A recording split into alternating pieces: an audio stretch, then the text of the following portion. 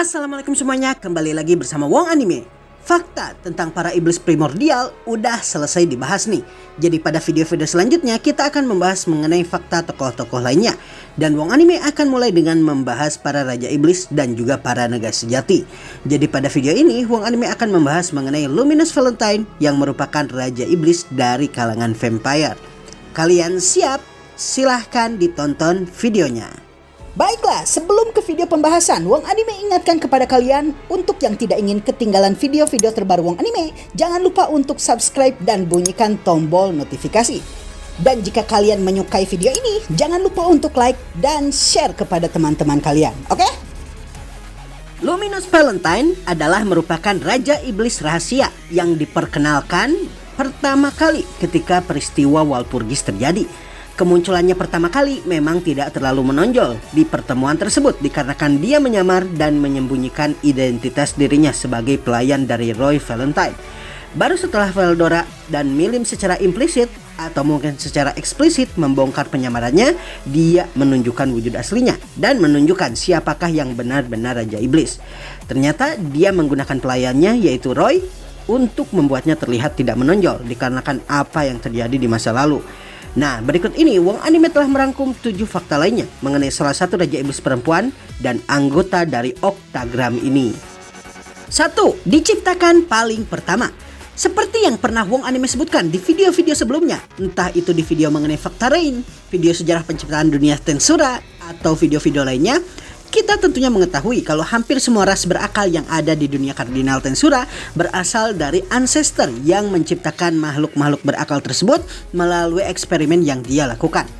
Dari uji cobanya, dia menciptakan makhluk-makhluk pertama yang merupakan leluhur dari tiap ras. Dia menciptakan Jahil dari ras High Human yang nantinya akan menjadi nenek moyang bangsa manusia. Sylvia, High Elf pertama yang nantinya akan menjadi nenek moyang para elf, dan Guran, High Dwarf pertama yang akan menjadi nenek moyang dari para ras dwarf. Namun ternyata mereka bukanlah makhluk pertama yang diciptakan oleh ancestor. Makhluk pertama yang diciptakan oleh ancestor adalah makhluk yang memiliki hampir banyak kesamaan secara fisik dan mental dengan ancestor sendiri. Makhluk tersebut tidak hanya abadi, namun juga memiliki mental yang stabil seperti layaknya ancestor. Walaupun makhluk tersebut memiliki kekurangan, yaitu tidak bisa hidup tanpa mengkonsumsi darah dan tidak bisa keluar di siang hari.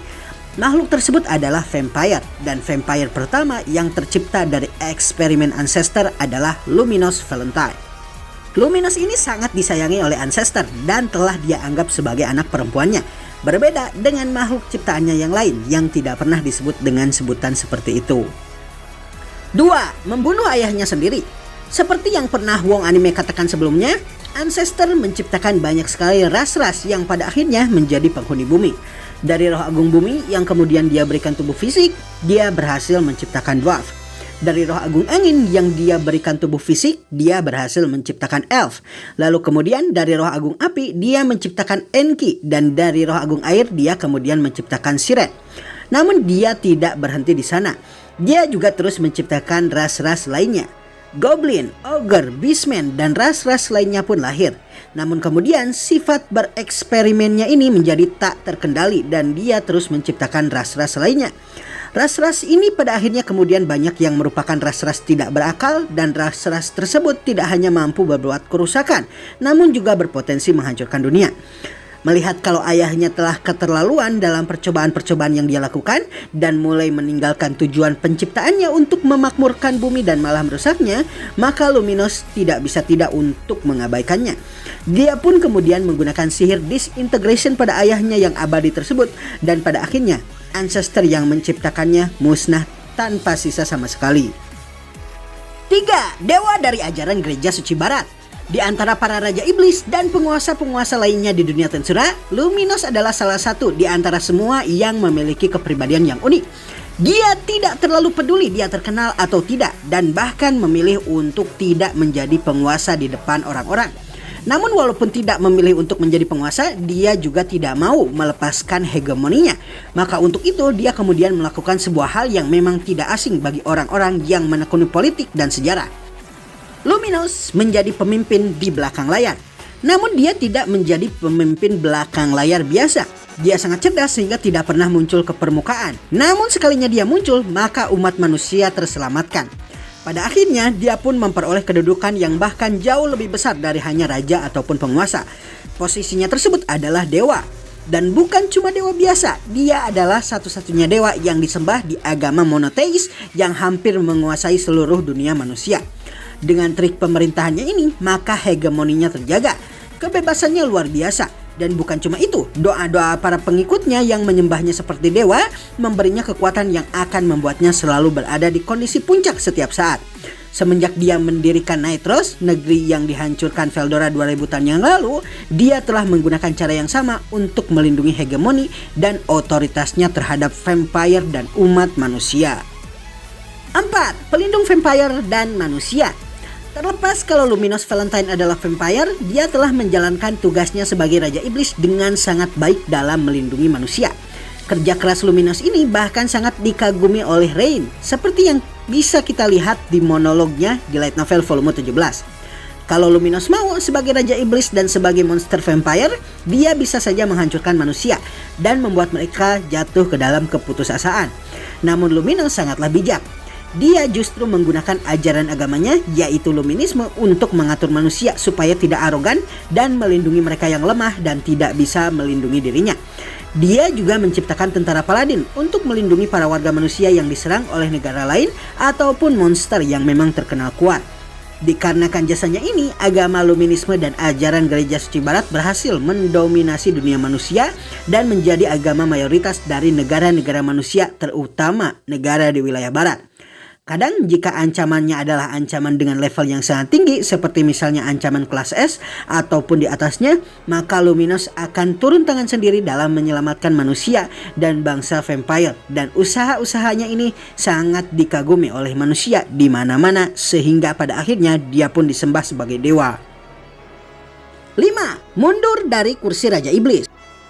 Ada masa di mana Luminos pernah mundur dari kursi Raja Iblis. Seperti yang kita tahu, Luminos adalah generasi Raja Iblis kedua. Generasi pertama Raja Iblis terdiri dari 3 individu, yaitu Milim Nafa, Guy Crimson, dan Ramirez. Sedangkan generasi seterusnya adalah Dagro, Dino, dan Luminos. Setelahnya, kursi Raja Iblis kemudian diisi oleh banyak monster lainnya dari berbagai macam ras. Mengingat para Raja Iblis ini memiliki sifat yang sangat bervariasi, maka banyak di antara mereka yang ternyata juga sangatlah congkak.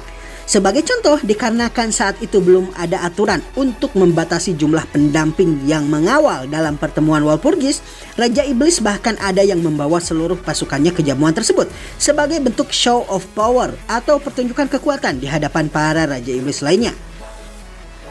Beberapa Raja Iblis lainnya begitu arogannya hingga bahkan dia merendahkan Luminos yang telah ada lebih dulu daripada para Raja Iblis tersebut dan menganggap kalau perempuan tidak pantas untuk menduduki kursi Raja Iblis. Padahal mereka tidak menyadari sedikit pun kalau diri mereka jauh lebih lemah daripada Luminos. Luminos yang menganggap kalau hal ini merepotkan, kemudian meminta kepada Guy untuk mundur dari kursi Raja Iblis dan menggantikan dirinya dengan asistennya Roy Valentine yang merupakan laki-laki dan memiliki wujud yang sangat. Sementara Luminos akan melakukan tugasnya di belakang layar sebagai dewa para manusia. Guy pun kemudian menyetujui hal ini dan pada akhirnya secara resmi Luminos mundur dari kursi Raja Iblis. Walaupun aslinya dia masih memegang tampuk tahta tersebut dengan beberapa Raja Iblis paling senior masih menganggap kalau Luminos adalah anggota Raja Iblis sesungguhnya.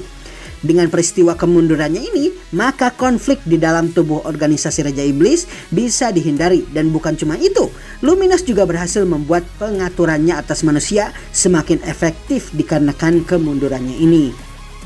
6. Skill nafsu.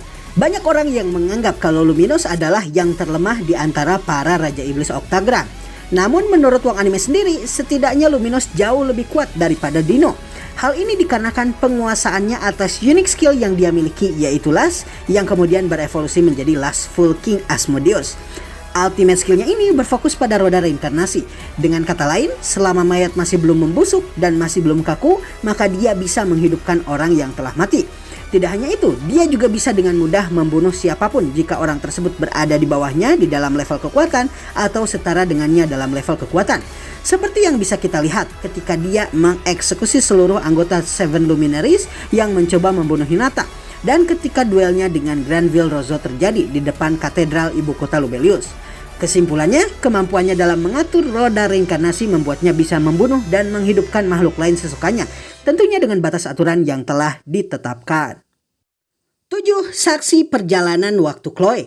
Luminous Valentine adalah merupakan saksi dari time travel yang dilakukan oleh Chloe dan Hinata ke masa lalu, 2000 tahunan sebelum era Rimuru berkuasa. Ketika Chloe dan Hinata melakukan perjalanan waktu, maka mereka akan menghubungi teman baik mereka yang bisa mereka percaya untuk menjadi tempat mereka mengeluarkan rahasia mereka. Tentunya dengan beberapa pembuktian yang terbukti benar tanpa mengubah masa depan secara jelas. Dan teman yang mereka pilih adalah Luminous yang saat itu menguasai Nitros. Mereka memulai pekerjaan mereka dengan mengatakan kalau Veldora akan menghancurkan Nitros dalam beberapa minggu. Luminous terlepas merasa ragu akan apa yang mereka katakan, kemudian melihat mereka mampu mengalahkan hampir setiap pengawalnya. Maka Luminous tidak punya alasan lain kecuali menerima mereka sebagai tamunya dan menunggu hingga hari H terjadi. Dan seperti yang mereka katakan, Veldora pun datang dan kemudian membumi hanguskan Nitros. Pada peristiwa tersebut, peringatan Hinata dan Chloe tidak hanya terjadi, namun juga mereka bahkan membantu melakukan evakuasi warga Nitros yang saat itu kotanya berhasil dihancurkan. Dan ini tentu saja menyebabkan banyak nyawa rakyat Nitros berhasil diselamatkan. Karenanya, Luminous pada akhirnya mempercayai mereka. Beberapa ribu tahun kemudian, Hinata yang sejak awal berada di dalam tubuh Chloe kemudian kembali menemui Luminous yang telah menjadi penguasa Lubelius. Dia meminta untuk menyegel tubuh Chloe karena Chloe sendiri telah menghilang dari tubuh aslinya. Dia pun meminta kepada Luminous untuk menjaga tubuhnya supaya tidak terpengaruh oleh dimensi waktu, dan Luminous kemudian menyegel tubuh Chloe dalam sihir suci bernama Ark atau Bahtera. Dan selama beberapa tahun setelahnya, dia pun menjaga rahasia perjalanan waktu Chloe dan Hinata hingga kemudian hari di mana Kronoa, Manas yang mengendalikan tubuh Chloe terbebas pun tiba.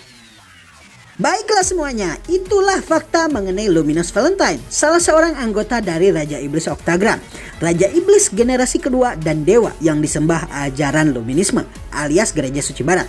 Dan dengan pemaparan fakta-fakta tersebut, Wang Anime mengakhiri video ini. Assalamualaikum dan sampai jumpa lagi di video selanjutnya.